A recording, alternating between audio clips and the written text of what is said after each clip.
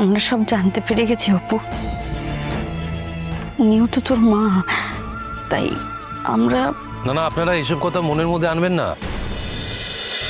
অত ভালো ভালো বলো না, এই ষড়যন্ত্রের মধ্যে তোমার ভাইও আছে। আরে তুই সবকিছু আগে থেকে কি করে বুঝে যাও বলো তো? অর্ক, হ্যাঁ, তুমি যদি একটু কম কথা বলো তাহলে তোমার দাদাও একটু কম বুঝবে। ওকে। আর বক বক করে অর্ধেক কথা তো বলেই দিচ্ছ, কি বলবো আর। প্লিজ ওটা বলো না। আবার হাসছো, আর খেসো না, আর বোকামো করে মানে আর ছড়িয়ে ফেলো না। আচ্ছা ঠিক আছে, আমি চুপ। আচ্ছা কি হচ্ছে আমাকে একটু বলো তো। না, আমার ভালো লাগছে না কিন্তু। কি হচ্ছে? কিছু তো একটা হচ্ছে, আমাকে খুলে বলো তো এবার কি হচ্ছে। এসবের মানে কি? তোমরা একটু যাও। আমরা যাবো? না মানে মানে কোথায় যাবো? কি তুমি আর দাদা একটু যাও না, একটু ঘুরে আসো না। যাবোটা কোথায় অর্ক? আরে বাবা, আমি আর মেঘরাতে একটু একটা কাজ ছেড়ে আসি, তোমরা যাও না, যাও না। এবার কি কাজ জিজ্ঞেস করলে সেটাও আবার গড়বড় করে বলে দিস না ভাই। না না, যাও।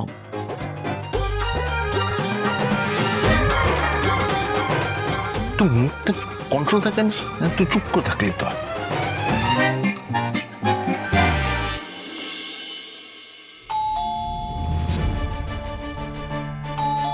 কি ব্যাপার বলুন তো? এতবার ধরে বেল বাজাচ্ছি, কেউ দরজা খুলছে না। আরেকবার প্রেস করো তো। সে কি? না, অনেকবার বাজালাম স্যার, কেউই তো খুলছে না। কি হচ্ছে বুঝতে পারছি না, অদ্ভুত লাগছে। কোনো সারা শব্দও তো নেই। কি ব্যাপার বলো তো? দরজা খোলা। এসো ভেতরে, এসো দেখি। তাই তো, এই কি? এসো ভেতরে এসো। কি অন্ধকার, কেউ লাইটও জ্বালায়নি, সন্ধে হয়ে গেছে তো। স্যার কিরকম একটা অদ্ভুত লাগছে, অস্বস্তি হচ্ছে আমার। কেউ সাড়া দিচ্ছে না স্যার, ভালো লাগছে না কিন্তু। দাঁড়াও আমি দেখছি। কোনো সারা শব্দ নেই। মা, গোপী, দোলা। কি ব্যাপার, কেউ সাড়াও তো দিচ্ছে না, আর আমরাও এইভাবে দাঁড়িয়ে আছি। লাইটটা অন্তত জ্বালাই। কিছু বিপদ হলো না তো স্যার? কি হলো বলো তো? ভালো। হ্যাঁ সুইচে টেপ লাগানো। মানে কেউ আছে নাকি? কেউ ঢুকেছে? ওই যে লাইটটা জ্বালাবো। মানে কি বল? দাঁড়ান স্যার, আমি ফোনের আলোটা জ্বালাচ্ছি। দাঁড়ান, মোবাইলের আলোটা জ্বালাচ্ছি।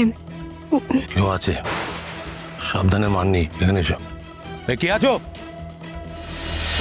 আমি গুলি চালাতে বাধ্য হব। 3 গুনবো।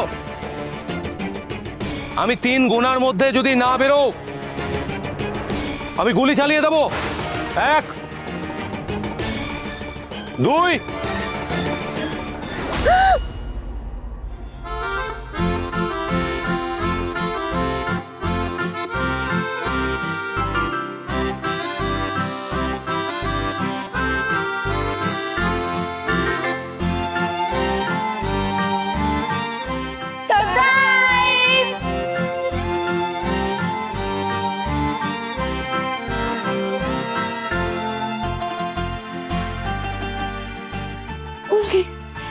কি এসবের মানে কি? এরকম করে কি হচ্ছে? হ্যাঁ,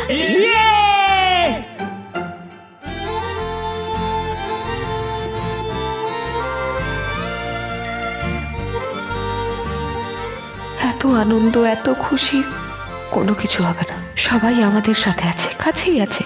যে মানুষগুলো আমাদের কাছে ছিল না, তারাও তো আমাদের ভালোবেসে আমাদের কাছে এসেছে।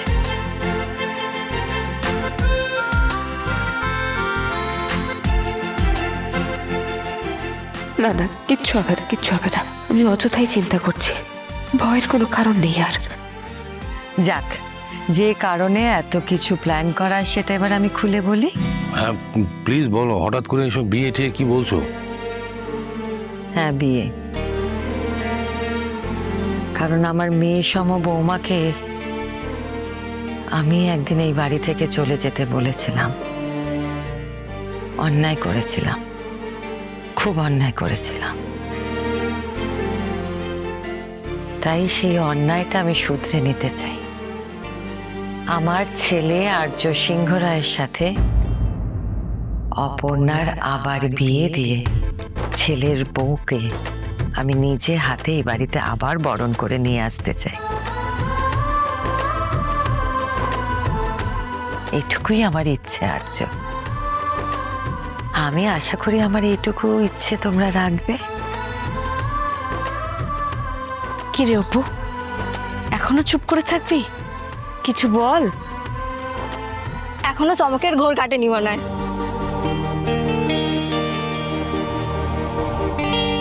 আরে তোর জন্যই তো এত কিছু আয়োজন।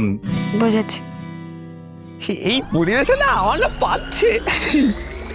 কি পাচ্ছে? আরে নাচ নাচ নাচ পাচ্ছে।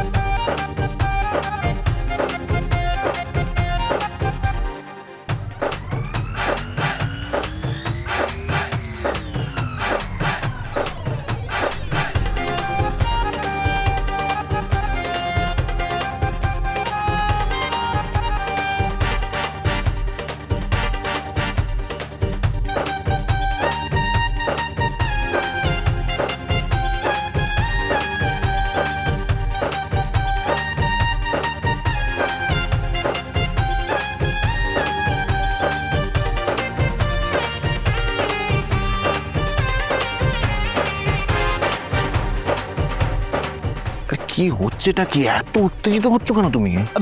একটু কন্ট্রোল করো। আরে কন্ট্রোল মানে আজকের দিনেও কন্ট্রোল করতে হবে এত আনন্দের দিনে? মানে বুঝলাম না, আজকে দিনে কন্ট্রোল করতে হবে মানে? এখানে কেউ নাচছে, মানে আমি নাচছি এখানে?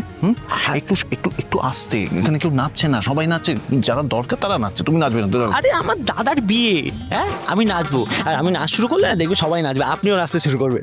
এক সেকেন্ড দাদার বিয়ে মানে? দাদাটা কে? আর্য স্যার। আর্য কবে থেকে তোমার দাদা হলো? তুমি তো অপর্ণা সাইডের লোক। আর্য স্যার আমার দাদা, হ্যাঁ আমি এখনই বানালাম। আর দাদার বিয়েতে নাচবো বলে আমি আর্য স্যারকে দাদা বানিয়েছি। আপনার কোনো অসুবিধা হচ্ছে? না না, অসুবিধা নেই, কিন্তু সেটা তো আর্যকে জিজ্ঞেস করতে হবে, দাদা বানিয়েছো, ভাই মেনেছে কিনা। মেঘরাজ, ঠিক আছে, আমি ওকে ভাই বলেই মেনেছি, আমার ভাই, ঠিক আছে? ভাই নাচ নাচো।